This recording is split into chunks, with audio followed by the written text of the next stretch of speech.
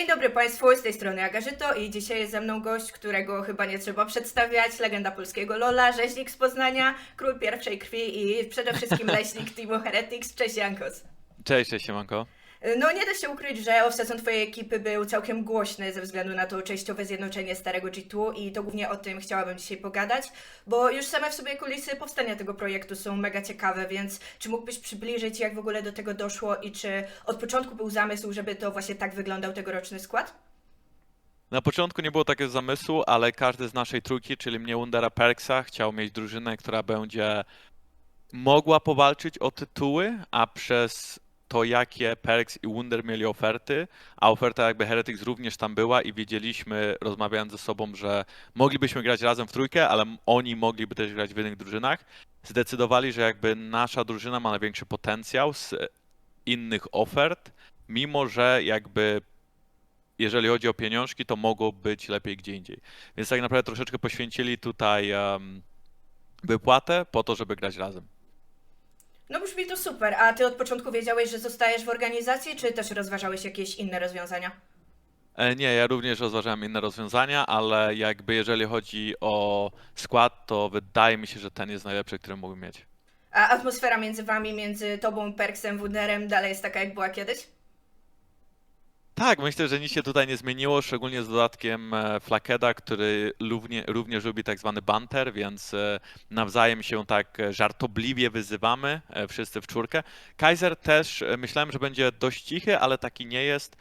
Lubi tutaj mówić o swoich opiniach, dużo mówi w grze i tak dalej, więc myślę, że atmosfera w drużynie jest super. Super, powiedziałeś mi właśnie na kolejne pytanie, bo właśnie o to, jak odnajduje się Kaiser, chciałam zapytać.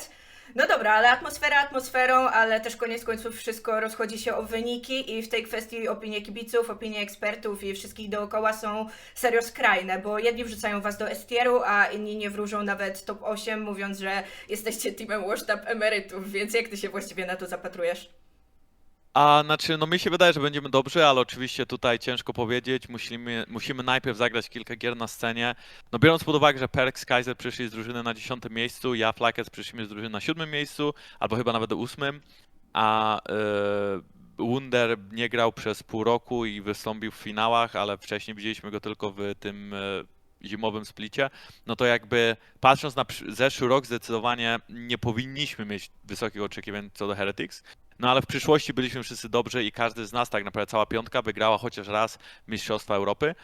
No moim zdaniem będziemy dobrą drużyną. Jak dobrą? Zobaczymy. Potrzebujemy czasu na pewno. Nie po to, żeby jakby trenować, bo wydaje mi się, że gra jako LoL jest podobna mimo zmian w sezonie 14, ale po prostu no potrzebujemy czasu, żeby rozegrać te gierki i zobaczyć, jak nam pójdzie. To jakbyś teraz miał określić takie realistyczne ambicje twoje i ogólnie wasze jako drużyny na ten nadchodzący sezon, to jak byś się określił? Zarówno w regionie, jak i międzynarodowo, jeżeli liczysz, że uda wam się gdzieś pojechać. Jeżeli chodzi o międzynarodowo, to zdecydowanie na razie skupiam się tylko na Europie, a jeżeli chodzi o Europę, no to naszym celem jest oczywiście mistrzostwo. I myślę, że jest to realistycznie wykonalne.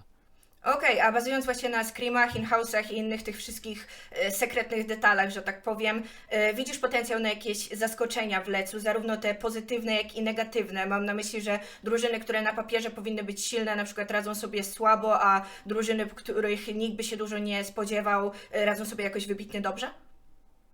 Na razie graliśmy na praktycznie te same drużyny, jeżeli chodzi o Krimki, a jeżeli chodzi o in-house'y, no to z nich moim zdaniem nie można dużo wyciągnąć. Ewentualnie mam wrażenie, że jakby Fnatic będzie dobry, ale chyba każdy uważał tutaj, że Fnatic jakby pójdzie dobrze. Ten June, nowy support, jest raczej dobrym graczem.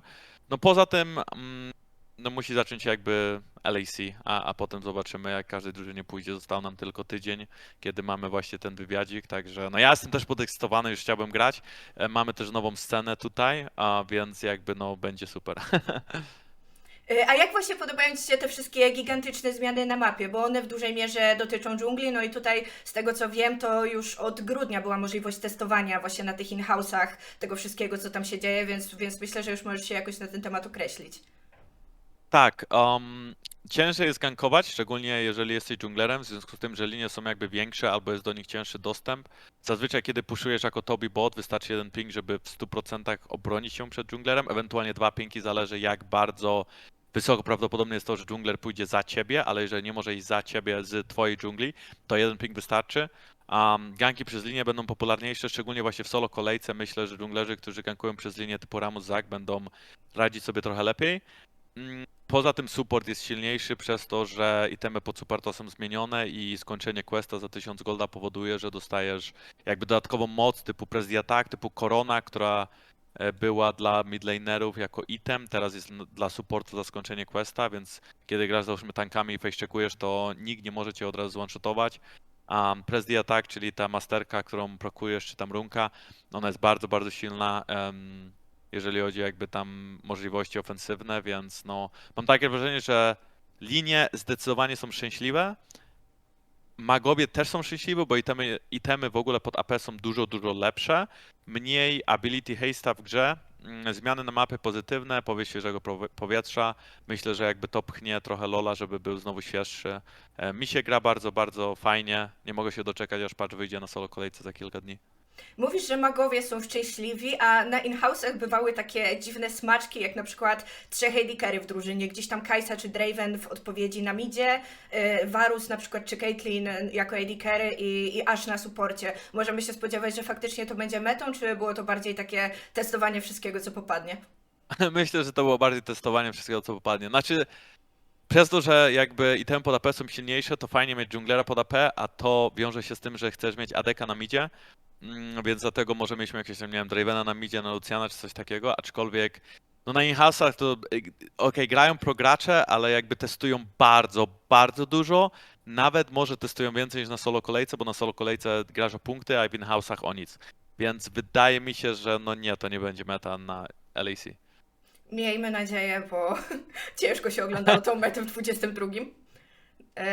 Dobra, a wracając jeszcze właśnie tak poza grą, tylko do ogólnego stanu ligi. Jak oceniasz ogólną siłę Europy z tego względu, że no sporo roszad się wydarzyło, sporo graczy pozmieniało drużyny, ale też pojawiło się właśnie trochę nowych nazwisk, trochę importów koreańskich, trochę europejskich rookies. Uważasz, że liga ma szansę być silniejsza i możemy międzynarodowo ugrać trochę więcej, no bo zeszły rok był, nie oszukujmy się, fatalny. Znaczy zeszły rok tak, był fatalny, aczkolwiek miałem nadzieję, że G2 poradzą sobie lepiej, oni przegrali na Amerykę, więc no ciężko ocenić, jak dobry jest też LAC.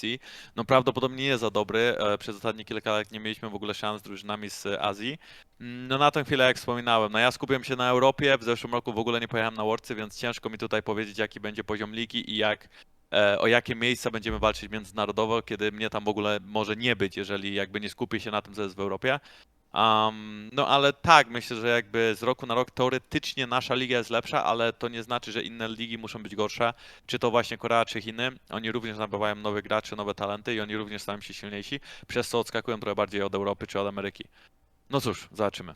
No właśnie, nawiązując jeszcze do tego zeszłego roku, no w waszym przypadku ten wiosenny split, wcześniej zima, nie poszło to najlepiej, ale latem było już znacznie lepiej i mimo wszystko zrobiliście to 4. miejsce, no ale kwestia tego, że zabrakło tych punktów, że format nie był właśnie łaskawy. Uważasz, że gdyby wtedy nie brakło trochę tego szczęścia, nie brakło tych punktów i dostalibyście się do season finalsów, to mielibyście szansę zawalczyć o ten wyjazd na Worldsy, czy mimo wszystko ta ekipa no nie dowiozłaby koniec końców?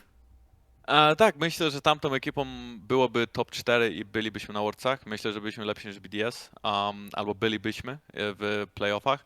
No, aczkolwiek to jest tylko gdybanie, no bo no przez niewystarczającą ilość punktów, która była właśnie w wiosennym i w zimowym splicie, nie dostaliśmy się do tych finałów, a przegraliśmy na Fnatic, które później było w finałach.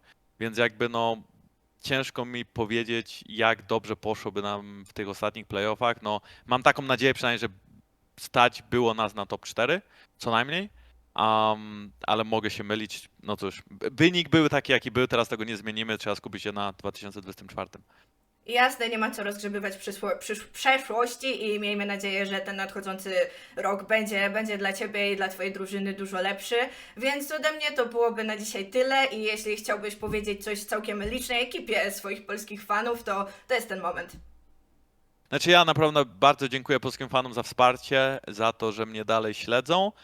Szczególnie teraz w tym takim powiedzmy cięższym okresie, które jest jakby drużyna Heretics, no bo nie wiadomo, nie jestem w G2, nie jestem w drużynie, która była na topie Europy, no ale miejmy nadzieję, że Heretics będzie na topie Europy w tym roku i o to się będę starać, także dziękuję bardzo, miłego oglądania LAC i śledzenia w ogóle całej ligi, może nie tylko mnie i dzięki bardzo. Dzięki wielkie i powodzenia.